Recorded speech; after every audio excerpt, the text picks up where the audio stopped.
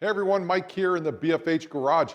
I finally got my front shock project completed.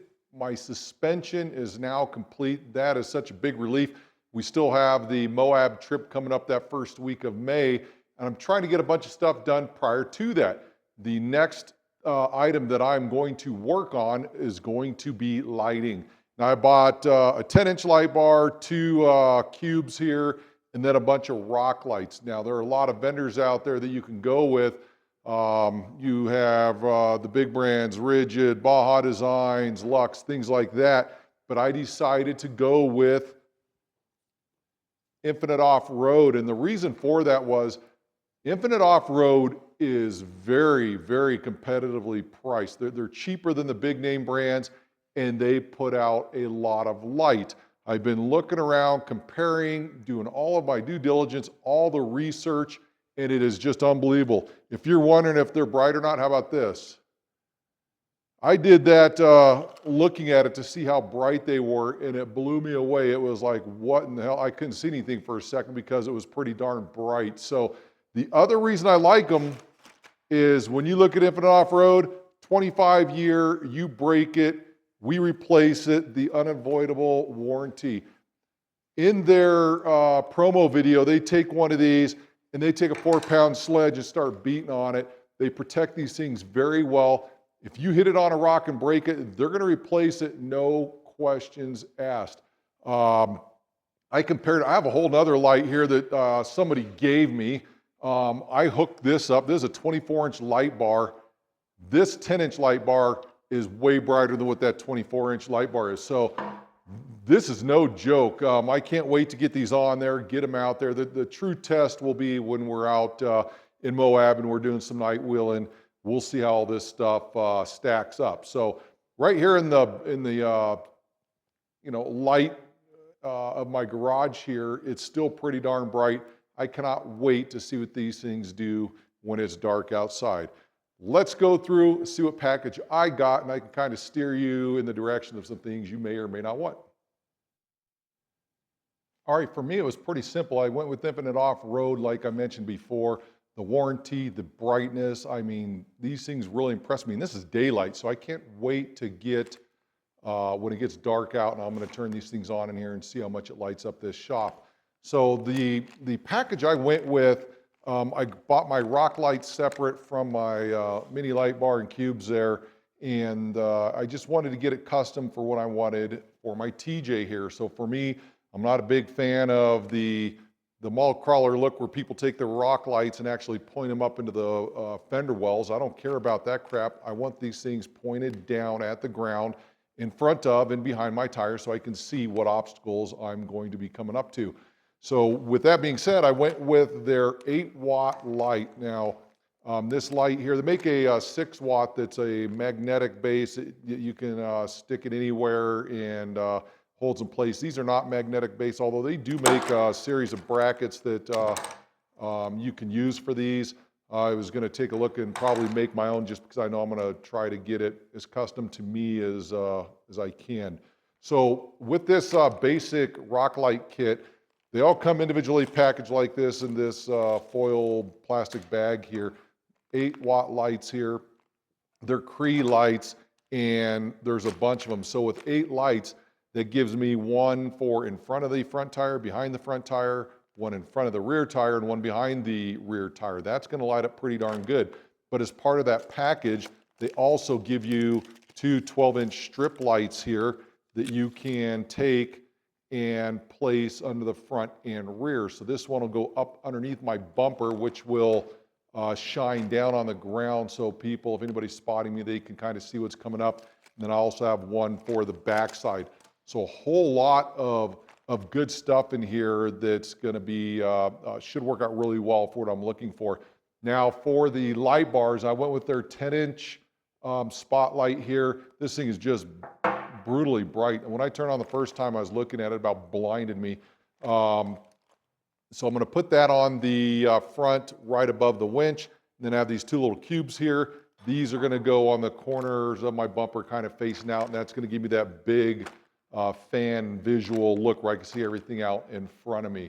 The other thing I really like about Infinite Off-Road is they give you everything you need to make this work. I mean, it is pretty much plug and play. So you have a adapter here that this one here goes to your controller. All of your other lights, remember, they're all LED, so everything's low power. All of your other lights come into this wiring harness here. You plug them in, and it all goes to the controller. It's all handled by one single splice right there. If you need an extension, they have extensions. I ended up getting 3 extensions out of all this. For the rock lights, I have a controller here, real simple for these. And then for the light bars and the cubes here, they come with a full harness here that allows you, like I said, you could have the remote if you want to turn them on or off. If you want to make them flash, you can do that. That's a little gimmicky to me, but whatever, that's fine. You have it if you want it. But they also give you all the mounting hardware. They give you all the nuts, bolts, screws, everything you need. Everything is designed to be plug and play. So if you don't want to use their harness, which a lot of people will end up using their own harness, whether they're S-Pod or whatever, then you can plug in a different wire here that's open up to whatever you want it to go to. So that's a nice thing about it. But if you don't want to use that and you want to use the Infinite Off-Road harness, then you simply plug it in right there, connect it to your battery, and it just goes that easy. So on the surface, this looks like a very promising package for me. I'm super impressed with the brightness of these things, but I'm also super impressed with what you get for the money you spend. A lot of light packages like this get really, really expensive. For everything here, for the rock lights, you can buy different packages. I'm not going to say the price on here because depending on what you're going to get, everything is going to change in cost. The other thing too, so one thing people get confused on occasionally is, are these parts made in China? Are some made here? How does that work? Even when you look at the big name brands, Baja Designs, Rigid, they will have parts where it's assembled in America, but they source their parts from other countries. Infinite Off-Road is no different. They have parts that are sourced from other countries, but you know what? They back it up with that 25-year warranty. You can beat on this thing and it's fine. You know what? Screw it. Let's do this. I'm gonna do this, and you guys let me know what you think. You're gonna think I'm crazy. Hold on a second here. You guys know I always give my unbiased opinion on parts. Everything on that Jeep I paid for out of my own pocket. I don't take sponsorships. Occasionally I would consider it, but I just haven't done it yet. Everything's been cheap junk. Milwaukee Tools, if you're paying attention, I will take a sponsorship from you. But anyway, here's a cool thing about Infinite Off-Road. This is on their website. You can watch this video, and I can't believe I'm going to do this, but hey, if they're going to claim it, I'm going to test it, and boom, that's a pretty light, or pretty bright light right there. On their website, they do this test. If you break it, they'll replace it. So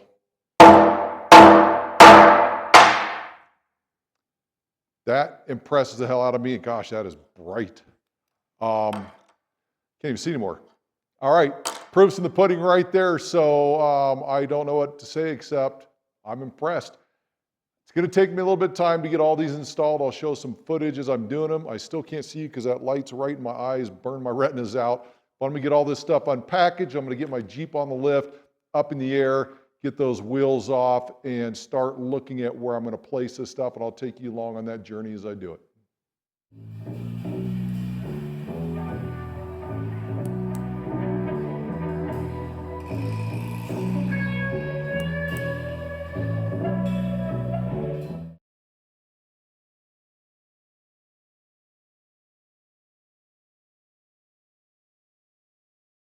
As I developed the brackets for my rock light mounts, I went through several renditions till I finally settled on something I think that's going to work really well. One of my first renditions was this bracket right here. You can see it's an L bracket and it's bent up slightly, and what that does, that allows me to mount the rock light and put it where I want. Put a hole through the middle there, and the original intent behind that was to run the wire behind there and out of the way. That way it doesn't get hung up on anything. After building that and putting the light in there, I can see that that wire is going to rub on the edge of that hole, which will eventually wear down the sheath of that wire and cause it to short out. So I decided against that. What I ended up settling on was a similar version, slightly different, and that is this kind of L-looking bracket here. And the way that works is that this little tab will set over the frame and allows the lights to go here and shine down. You can see the middle here with the tab being offset, it's not going to allow that wire to get hit by anything. And with it being on the frame rail here, this wire is going to go up and go off to the side anyway, and there's not going to be any issues with that. Now I decided to go with it's either 14 or 16 gauge steel here. And the reason I did that is when I connect it to the frame, this is still easily bendable up, down, and I could also twist it and angle it one way or the other, and I could put that exactly where I want it for the light coverage that I'm looking for. So I think that's going to work out really well for me. The backside lights, the ones that are going to go behind the corner armor in there, I went with a standard L bracket like this. This light sits, it's going to attach to the corner armor lower bolt there, and it's going to sit in just like that and point down, but I could also twist this where I want it to make sure that my light coverage is where I want it. So these brackets here have a couple different versions, one for each side. You know, I gotta have to do that. And the nice thing I like about these being offset is that when I mount them, if I have a body mount here, I can get it all the way over towards the body mount, closer to where I want that light coverage. Same thing the other side, I flip-flop it and it's gonna work out really, really nice. And again, I can bend that in one way or the other. Now, the front lights on the front side of the tires actually welded up a little bracket there that's offset at an angle, which will give me coverage where I need it in front of the front tires. I'll show you that once I get all of this installed. So in the meantime, I'm gonna get this stuff installed. When I get it all done, I'm gonna give you a nice little walk around so you can see what I did. And we'll see what that light coverage looks like as well once the sun goes down and we can get a better look at it. So for right now, let's get all the stuff installed.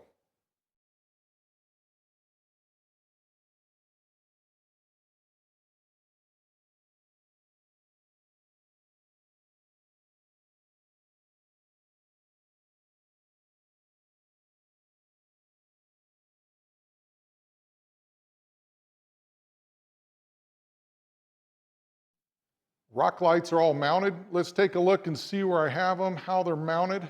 One of the things I want to point out real quick was I ended up using a few of these. These are magnetic zip tie holders, so you can run a zip tie through that little slot there, hold your wires in place.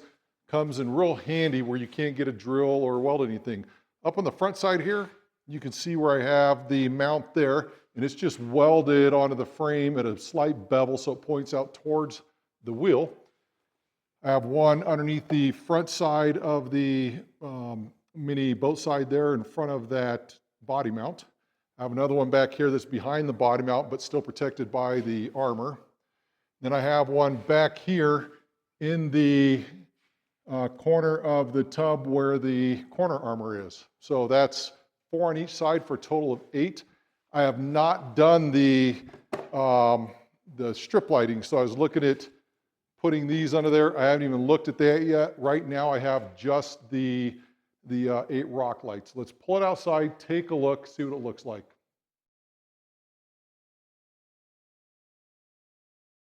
Here we go with just the rock lights, no headlights or anything else like that. I think I've accomplished what I'm looking for. I'm looking to get that light out in front of the tires, behind the tires, so I can see what I'm going on. These are also, you have to understand, these are designed to help the spotter. You're not going to see all the way back here, especially on the passenger side. So when you have these lights out here, these are designed to help the spotter see what rocks you're going over so you can clear some obstacles. But overall, I'm pretty happy with how they are casting light. I don't care about the shadow right outside the wheel because I need to see what's right in front of it and what's on the outside of it there.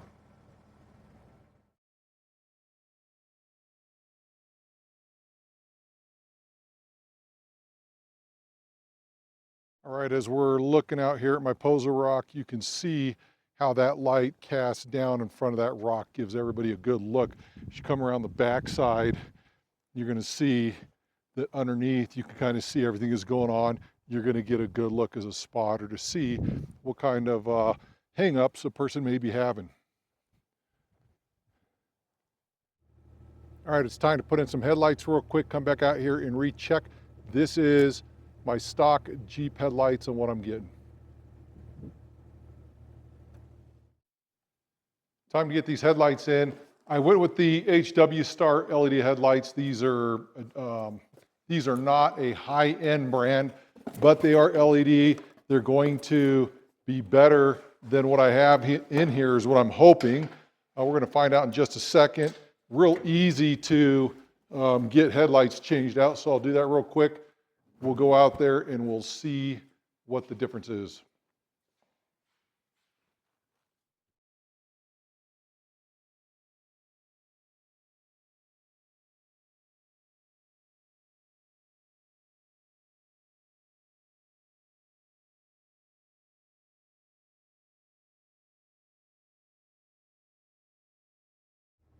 Just got the LED headlights installed. Here's the difference.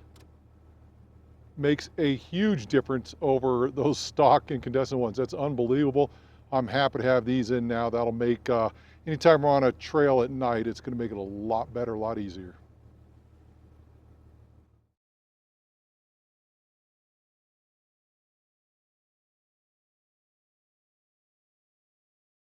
Brackets. Remember, I was telling you that I want this light to sit somewhere in here above the winch. So that needs to go in that general area, and then these pods here are going to go off into the corners, kind of pointing in an outward direction. Well, that kind of limits on what I can do for a mounting bracket for it. So what I opted to do is use the spreader bar here for the winch, the support bar, and I'm going to put two brackets to the outside to hold that light. Now the brackets that come in the kit obviously aren't designed or made to fit that way, so I had to make my own. Not a big deal. Takes a little bit of brain power, maybe a couple renditions of bending it, figuring out what's wrong, and redoing it. Out here on the corner, I need something to kind of go in that general direction to point out at an angle. So using the existing bolts in my bumper, I've decided instead of using that front one, I'm actually going to use the back one. I'm sorry, instead of the back one, I'm going to use the front one, and that's going to put it in that general area right there. And the reason I'm doing that is that this is an old Body Armor brand bumper that I've cut down on a couple different occasions to make it fit for my application. So until I go with the new bumper, this is what I'm going to use. It has this little lip right here, so I don't want the light back too far, because a lot of that light's going to get caught in the lip, not make it down to the ground. So I need to have this thing forward and elevated a little bit. For that, what I did is I made my own brackets. You know, I was telling you here, you got to kind of do what you got to do to make things work. So these are the brackets for the light bar here, and these are designed to go somewhere about there. You'll see here in a minute when I get it mounted, but they're going to go right there, hold the light bar across in place there. And then for the pods, I made these little brackets out of 1-inch, 1/8-inch wall tubing, where I cut it down and then I cut a tab so the existing bolt can still fit through and hold in the bumper, but it also hold in the pods. So when you look here, the pod's actually going to mount on top like that, and it's going to get raised about like that. And then when you go to put it over here and you put it raised, you can see how it'll be somewhere in that general area, and that will allow it to cast light where I want it. So all I gotta do now is put it back together and hook up the wiring, and we'll give it a test run.